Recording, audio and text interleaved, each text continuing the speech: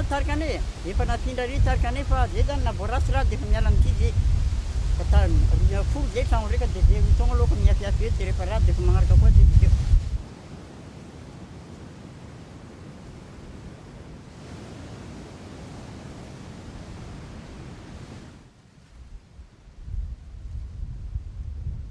Zay mipetraka amin'ny trano hazo zany le tranonay a dia efa namafisina daholo le izy efa nasiana fasika ny tafo fa tsy dia atokisana ihany le izy dia alena tady trano assuré tsara dia mipetraka amin'ny havana, misy trano vato akaikina eo dia mipetraka tamin'ny havana, zay efa nanomboka mifindra tamin'ny